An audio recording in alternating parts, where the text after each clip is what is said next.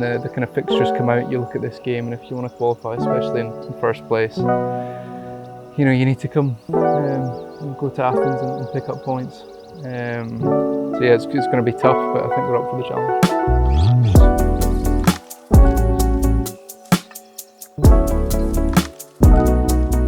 Hello Lewis. Hello Ryan. Hello. We're not going to overcomplicate this. You've each got a bunch of cards in front of you. One of you is going to pick up a card, read the prompt word, and then we're going to have a nice wee blather. Ryan. Me to start? You to start. Can you show it to camera, please? Great start. Traitors. Right, as someone that's got a toddler in the house and is oblivious to all things Traitors, don't know anything about it, it has gripped the squad this week, and I'm not expecting you to give up any state secrets here, but talk us through the Traitor obsession that's taken over camp this week. I think it's nice. It takes our mind off football a wee bit at night. We'll get a bit of time to relax. But now it's intense. So obviously Andy's the captain running it. We're just 4 traitors, the rest were faithful. And let's get down to the final today. It's been pretty intense, to be honest. Can you clarify your own status for the viewers? I was voted out early doors. You're quite bad about it, eh? Very. For acting suspicious, which I just take as an insult now. I never voted for him, to be honest. Fergie's dead. I'm dead. I got killed in plain sight. It's corrupt though. It's corrupt. Rob was giving it to his mate. You know elsewhere. He's just waiting, he's never got one. No, I saw him get a shield it. Do you feel he's if you're vulnerable? Me? I'm on the first beat. I think so. Aye. But I suppose a semi-serious point is you spend a lot of time in each other's company, so wee things like that help break up training, rest, recovery, eating, doing the same again. I think it brings the team together when you come away. We spend a lot of time together, especially in a place like this. Calling each other's liars, really. Everybody arguing with each other. Together. Aye. But no, it's been good. You know, the whole squad has been involved, so it's not as if after lunch or after dinner when we've got a bit of time, it's not as if people are away up to their rooms and sitting themselves. You know, everybody's together, and you know, it's a good laugh, and it brings the best out of people. You're up. Travel essentials. What's the one thing that you couldn't do with going away without? Same to you, Ryan, if you've anything in particular that jumps out. Quite obvious, my phone. I always have to pack a head shaver for London Dykes. And around about this time of the week, he chaps on my door and says, "Can I get the head shaver?" You're just looking after other people. Yeah, that's it. Are you the type that's giving adapters to boys? Loaning people chargers and adapters? No, That's no a risky chance. business on these trips. I'm the one nicking them from reception. First World Cup memory. Doesn't need to be Scotland related for obvious No, reasons. I'm too young to remember. I was alive for '98, but I'm too young for that. It was class. Day from old people, it was really good. Yeah. So my first one's 2002. I just remember I had a Brazil poster up on my wall as a kid with all the 2002 team. Many of them do you remember? Oh, you're testing me. They were all bald. Yeah, Dida in goal, Lucio, Gilberto Silva. Yeah. And then the classics, Ronaldinho, Kaká. Like you went for the niche ones, the obscure ones first. Yeah. Okay. Show my knowledge. Really show it off. When we played Italy, was that to get to the World Cup in the qualifications when there was a bit of suspect throw in. Yeah. controversy? I can vaguely remember watching that game. I can also remember the disappointment after it, but I remember Barry scored in it, so I think that's why it kind of sticks in my head. I was speaking to Doki the other day, who said when we played that game in Serbia, he came home from school to watch it. So it's like you realise, you know, how long it's been, and you take your mind back to when we first qualified for the Euros after so long, and how cool that was. So we're desperate to do it for a World Cup now. Fives team. Pick your fives team from the current squad. 5 including a goalkeeper. It's totally up to you. Scotland managers have picked teams with no strikers before, so you can be as bold as you want. I'm going Andy Robertson. Have to. I'll stick big Grant Hanley beside him just to fight and head everything, wrestle.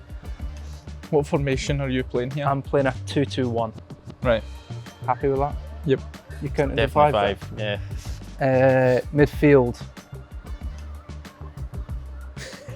Fergie. Fergie and McGinn. And I'm going Big McTominay up front. Just don't work back, big man. You just score the goals. I'm going to go Big Soapy as one of them at the back. John Suter. Similar to what he said about Grant. I'm going to go 1-3-1. 1-3-1. Yep. I'm going to go Ryan, McTominay, McGinn. Yep. And I'm going to go Shea Adams. Greece. What do we need to do well against Greece? We need to do better than what we did last time, although we won the game, which was a great result. And that's what it's all about, getting results at the end of the day.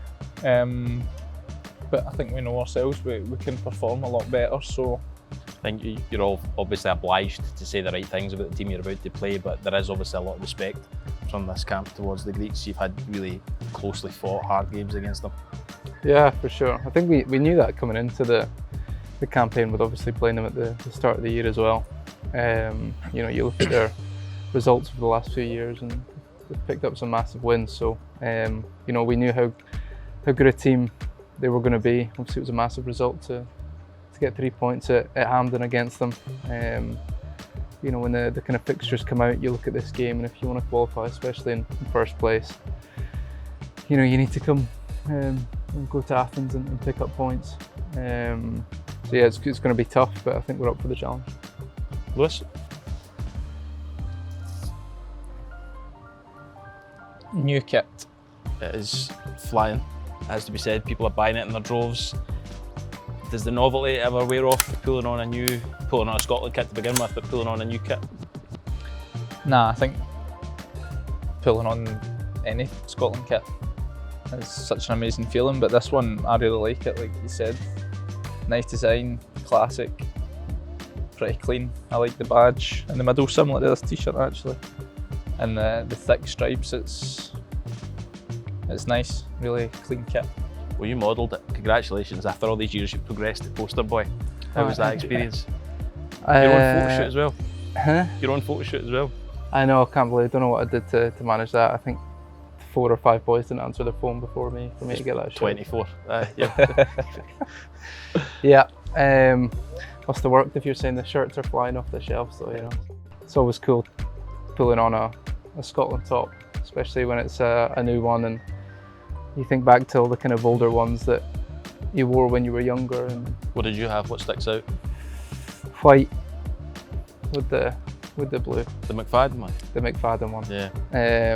That's what you want to do. Obviously, as a kid, you put them on and try and replicate like the Scotland players you're watching. So you know, you want to, us as players, make memories in this kit for all the young people wearing them.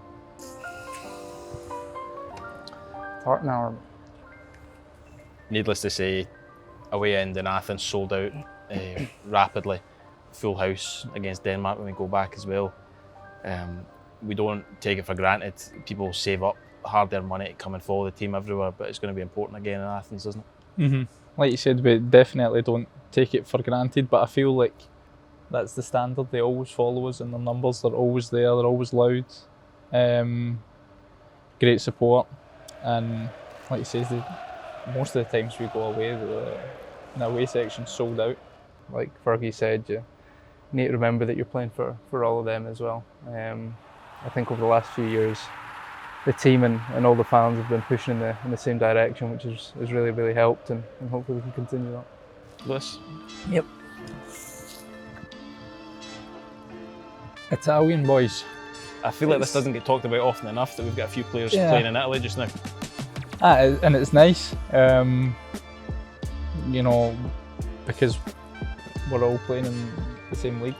And it's nice that when we come here, we can all kind of share our experiences of what's going on in the league or in some of the games. Obviously, I just played Scotty there before we travelled here together. So that was a better trip for me than it was for him. But it's just so good to see everybody that's made that jump, because it's not easy.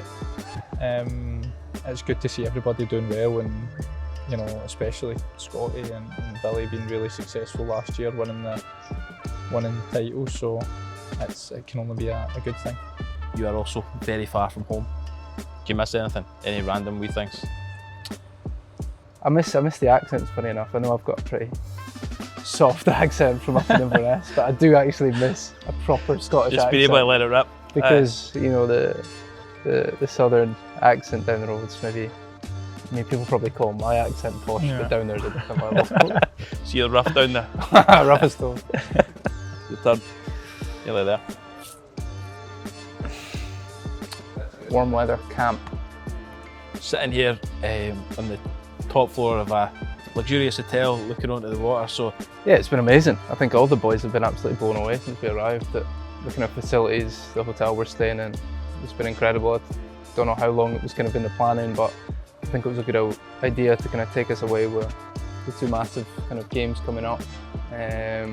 Training's been brilliant in the heat, which is, you know, might be something to expect in Athens. So kind of trying to prepare us for that. And actually on the training pitch, not much has changed. Obviously the gaffer's still trying to get his plans across and his tactics. You know, and everyone's been fully focused, but it's nice in the afternoons to get a bit of sun as well. it's just good to get away as a group, and as much as everyone's enjoying the excitement, maybe it's not a bad thing to be one step removed over here for the week to concentrate on the game. Yeah, I think it's obviously part of the plans when the manager and whoever it is that decides. That probably goes into their thought process, as to take us away, everybody be together, there's no really any distractions. We're spending a lot of time with each other, which I think is a good thing. It's not something that this squad absolutely needs, because it is such a tight squad, but you know, I think just coming away here, top facilities, like you said, training's still been really good, as you would expect. And yeah, just spending a lot of time together. It definitely makes a difference when you're getting into high pressure games. Like Ferguson said, even with the Traitors game, I know it's a bit of a laugh, but literally every single player is part of it, and nobody wants to kind of sit in a room or, you know, spend much time for themselves. It's all together as a full group, which, to be honest, probably in modern day football is pretty rare. A pretty savage introduction for somebody new right now. It's maybe not a bad thing that it's a settled group. Bainey was the first voted off as well. He was. Really Thanks for harsh. coming.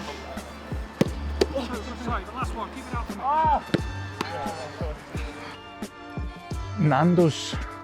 Didn't have this one down as the last card. What's your Nando's order? Speaking as a dedicated lemon and herb man.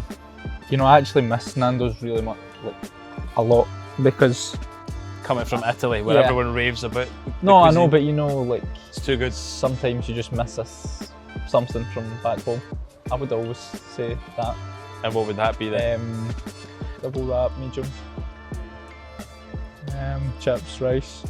That's probably something that I miss. I know the food is amazing in Italy. I don't want to. Similar to Lewis, double chicken wrap, medium, no chili jam. No chili jam. Nah. And then there's probably a wee bit of halloumi kicking about on the side. I forgot to add in my halloumi. Chips, garlic bread, Okay. peronaise, and then I'll probably use the peronaise as a butter on my garlic bread. On that really highbrow note, thank you, thank you both. See you in No Athens. problem. What a view you must have had there.